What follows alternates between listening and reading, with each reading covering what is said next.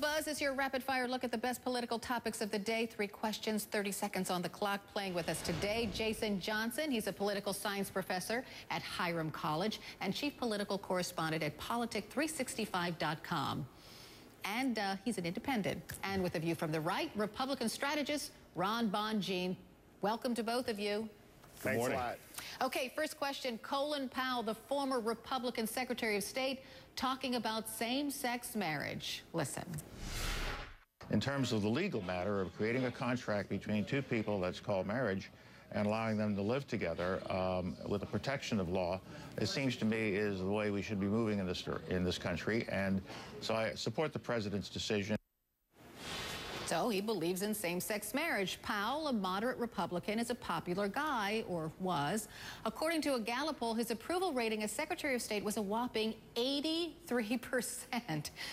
But the question today, could Colin Powell win a Republican primary today? I know he's not running for anything. He doesn't plan to, but I was just wondering. Jason? You know, he could have made that statement about gay marriage like riding on the back of a unicorn with a 4-leaf clover hat, because the only thing more rare than a moderate Republican right now in the party is a Republican who actually sort of agrees and talks about science. The fact of the matter is, Colin Powell was in favor of affirmative action. He's in favor of gay marriage. He endorsed Barack Obama. There's no chance he could run today. There is no room for people like him in the modern-day Republican Party. That's one of the reasons why he's really sort of fallen off the scene over the last couple of years. Ron. Well, it's highly unlikely that he would win any Republican primary because, foremostly, he endorsed President Obama in 2008, and what Republican would want to vote for Colin Powell just because of that? And I also think evangelical Republicans would have a hard time supporting him on his gay marriage stance. However, having said all that, I don't think Colin Powell wants to run for president. I think that he wants to sell a lot of books, and that's what he's doing right now. He's on a book tour, and good for him. Hope he sells a lot of them. No, he has no plans at all to run for public office, at least that we know of. Okay, second question. Lately, Mitt Romney is calling President Obama not a tax and spend fiend, but a nice guy. This president, while he may be a nice guy, is simply not up to the task of helping guide an economy. So what's the method behind the newly mild-mannered Mitt? Ron?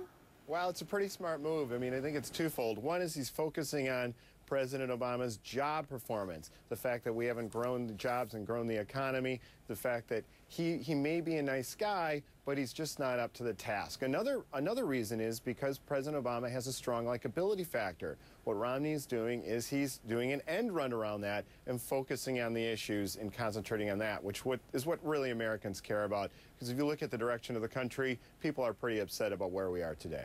Jason.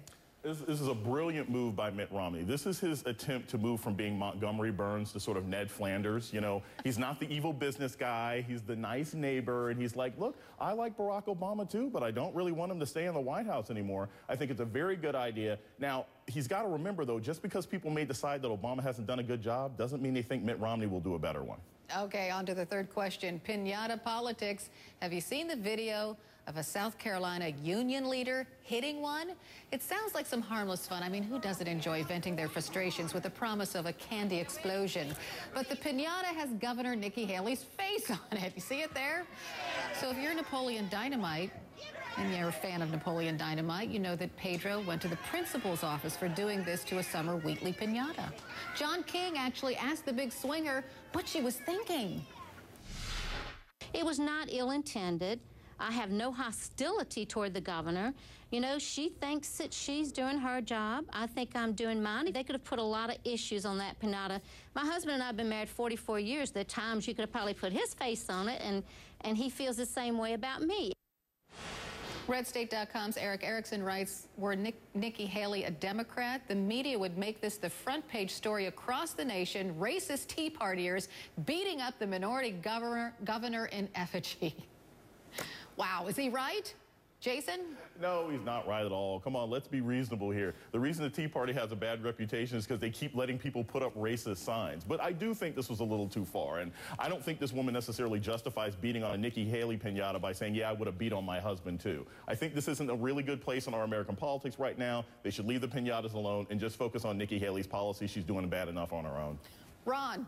Yeah, no, this is completely irresponsible and reckless on her part. I mean, you know, the fact is, if this was President Obama's face on the piñata, the media would have a frenzy about this being a racist attack. But this plays into the union type of thuggery of pushing people around. It wasn't a smart move, and it's something that reinforces stereotypes. Not brilliant, and if I were her, I would have apologized.